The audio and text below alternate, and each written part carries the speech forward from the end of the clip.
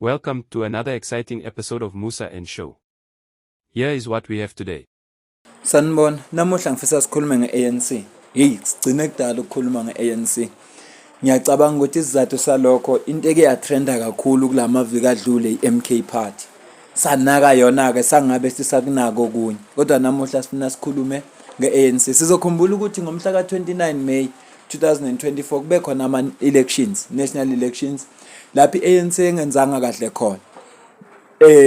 Indawo ezishaye kakhulu ANC iKZN eMpumalanga neGauteng.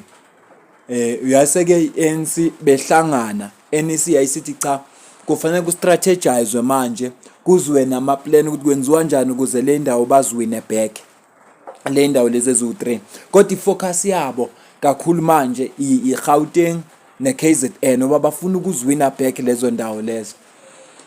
Base bethi ke ufikile Mbalula wayesesibikela ukuthi ANC ihlela ukuthi bazokwenza lento okuthiwa i-reconfiguration osho ukuthi bazo dissolve structure lezi basiqale phansi bakwazi ukuthumela abantu abazi ukuthi abantu bayabathemba ukuze bekwazi ukuwina abantu back. Ziningi izathu ezenza ukuthi abantu bagcine bengayivoteli iANC kodwa ifuna ukuba wina back abantu ukuthi bagcine beyivotela igcine ibuyele emandleni. Ngoba kwenzeka kuya ayikaze yakuplana noma wakhona omunye wayemtshelile uMbalula kodwa uMbalula wathi hayi angeke ize yenzeke lonto leyo. Ngicela uzwe la. Bonke bathetha ngecoalition. If ANC drop below 50 ndikhona, I'm prepared to work with you. But thina will be out of power, it's fine. Gulo bayazifuna petal kwethu likaita tembaks. Yeah, basibulisa singababone ebusuku.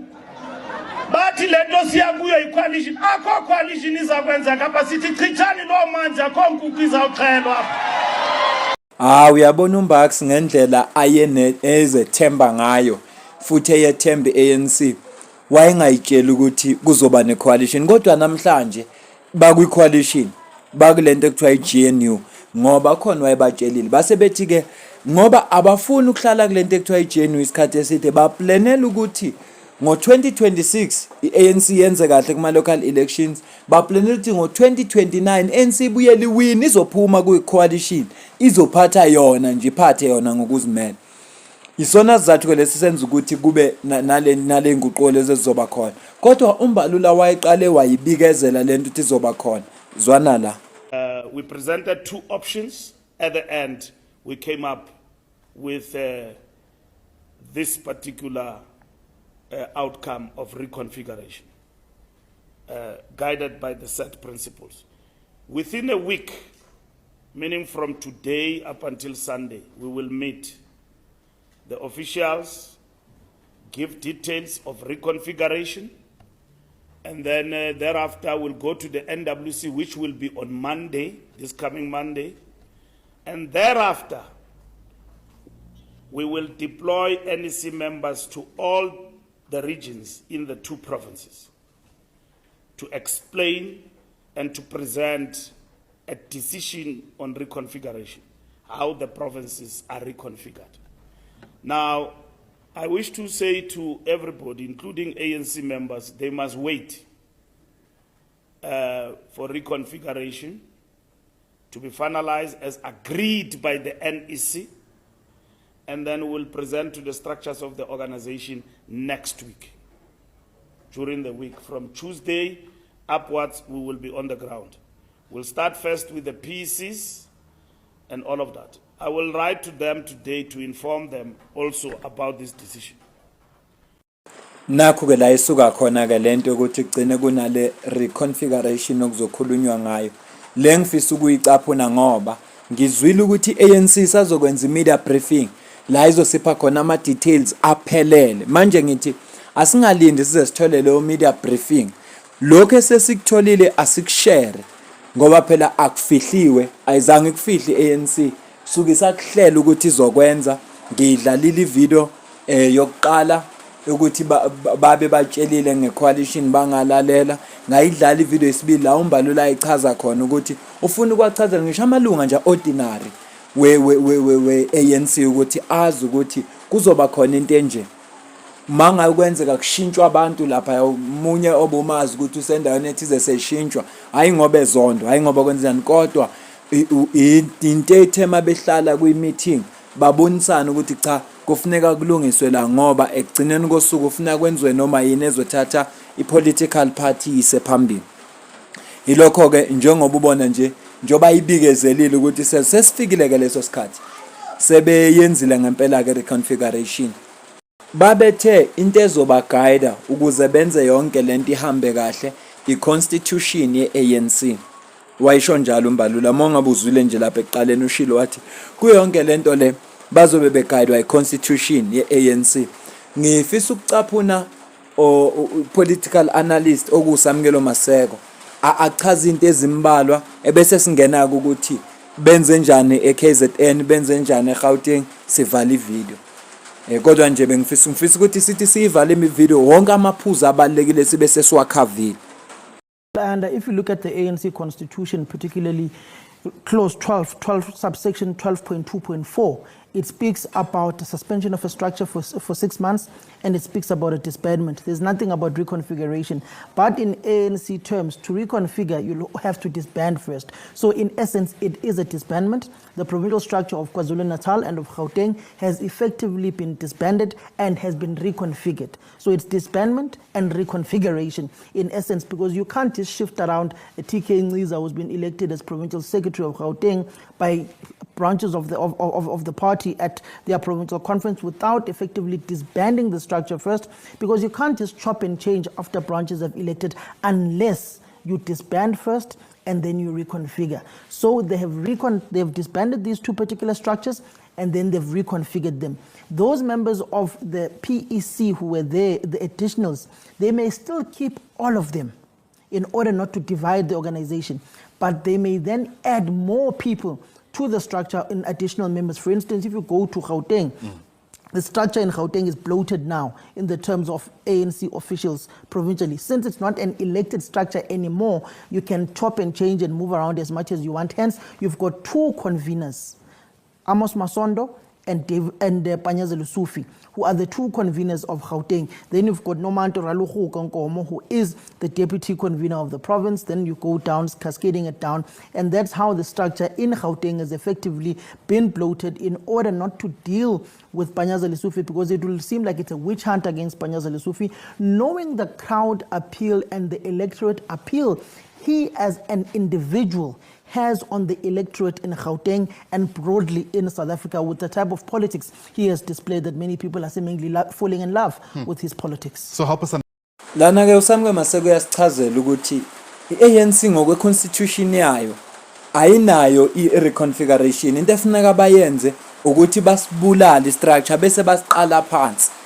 Iyona into abanayo constitution. So uthi kodwa abaqaphelile nabakwenzile ukuze bengahlukanisa iqembu phakathi, ukungaxoshi nje abantu baswipe abantu noma kanjani, ngoba abanye abantu lapha ya bane influence, abanye abantu bavoteli ukuthi bangene kulezi khundla, ngaso sathi bazosibulala istructure bese basiqala phansi, kodwa beqaphelile ukuthi ababenza ubudlapha kulento abayenza, bafuna ukuyenza kahle ukuze balance. Uze wenza umzekelo ukuthi mawubheka la eGauteng kukhona uPanyaza Lusufi abazi ukuthi une influence yena njenge politician, kukhona abantu abathanda yena njenge politician abakholelwa kuPanyaza Lusufi, ingakho bathi nokunokuthi akhishe uPanyaza ngoba kuzoba sengathi kuliwa naye, akukhande uhlelo lokuthi abasebenze babe babili oconvener ngapha eGauteng. Indlela le ANC eyenza ngayo into engizoyenza manje kodwa bekulokho nje bengifisa ukuthi akuchaze kakhulu ngalolu hlelo le-ANC.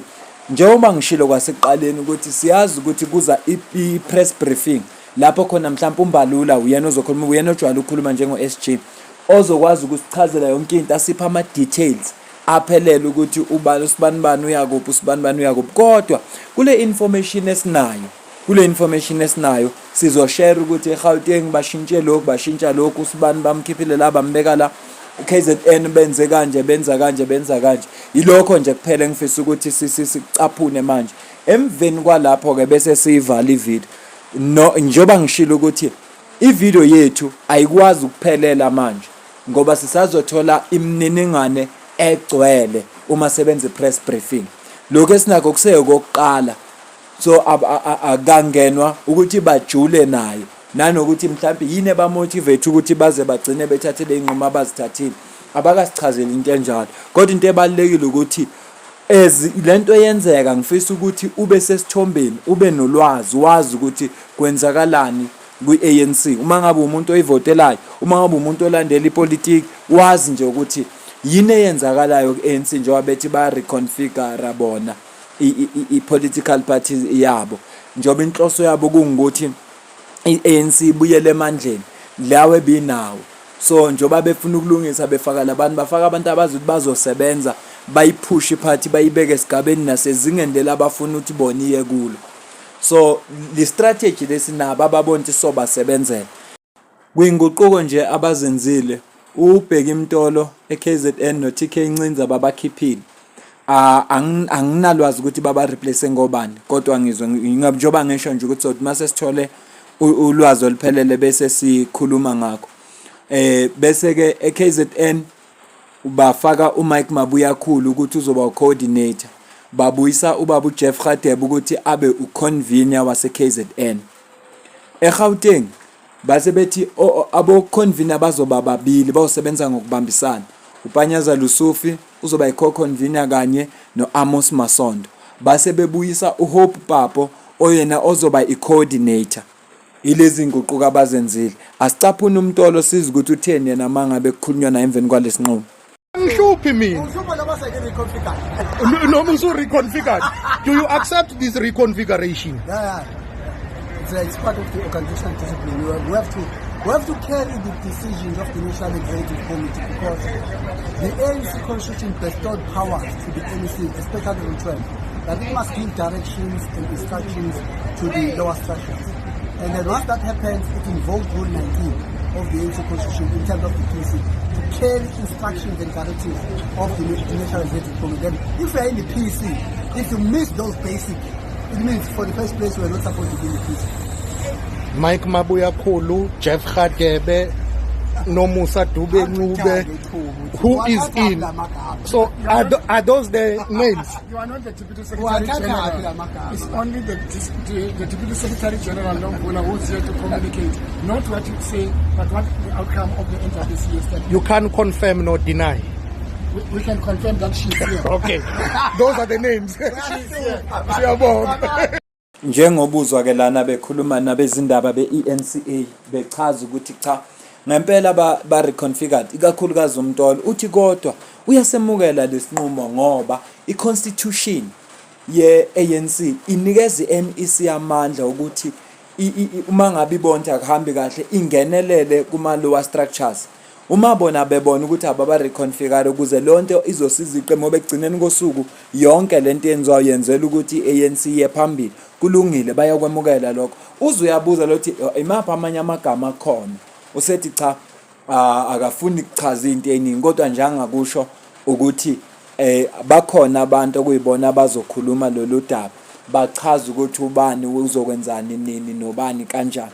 Ile nami sona sizathu lese senza ukuthi ngithi angilulethe lolu daba yebo lona aliphelele kodwa angilethe udaba lolu ukuze lithi mase seqamba kukhulunywa ngalo usuyalwazi sesike salithinta ngoba sisazokhuluma ngalo ngoba bazothi mase besipheke ipress briefing so bese sine list kahle ukuthi usibani bani uphumile kwangena ubani kanjani nini. Yilonto leyo ebengithi angilethe la. Ngiyacela ukuza ukuphawula kwakho ukuze ukuthi wena ubona kanjani ngoba istrategy se-ANC lesi eza naso nabo abanethemba lokuthi kuso mhlawumbe bazokwazi ukusizakala. Siyakhumbula ukuthi umbalula khona la admit khona ukuthi ayikho political party abahlulile bona KZN uZuma nje obahlulile naseGauteng. So manje kuziwa na wonke amaplan ukuthi bayiwine back futhi into ebanikeza amandla kakhulu ukuthi bakwazi ukuyisebenza kahle lento ile ngcokozele lapha kuMK. Angazi kabe MK mabelele ukuthi bayothi bephaphama kuyobe kukude ngoba bonke lama political parties ayaplana ngabo bona abaplane ngawo. Ngiyafisa nje ukuthi abantu abajwayele nabe MK babatshela ukuthi vukani uma ningaqaphelanga MK izoba umlando ngoba iNC ayizibekile phansi. Ngiyasincoma ke mina ngokwami nje isenzo se-ANC ngoba akufanelanga uthi mawuhlulekile bese ulamba akufanele futhi akufanelanga ukuthi ngoba uhlulekile bese uyahlala usonga izandla efuneka uqhubeke uze namasu ukuthi ungenze njani ukuze uye phambili. Amanye ama-political parties awafunde ku-ANC khona bangakufunda kule political party ukuthi uma uhlulekile uhlala phansi ubone ukuthi ungalungisa kanjani ulungisephi kanjani. Leyo kwebhana nodwa nikhombane kuyiwe lena le kubangwa ikhundla ayisizi ngalutho. Futhi ngithanda nendlela abahenglisha ngalolu daba bathi cha sihlonipha isinqumo se-ANC ngoba i-constitution iyasho ukuthi i-NEC ithatha isinqumo ebona izosiza iqembu bekugcineni kosuku se-represent iqembu asirepresent thina. Sengathi angazi ngingababiza kanjani abamkhonto wesizwe wozane nizofunda kunanga umtolo othe noma izembe selimdlile kodwa usame ezwini elithi sihlonipha isinqumo se-NEC ngoba sisiqembu phambili. Ngiyabonga.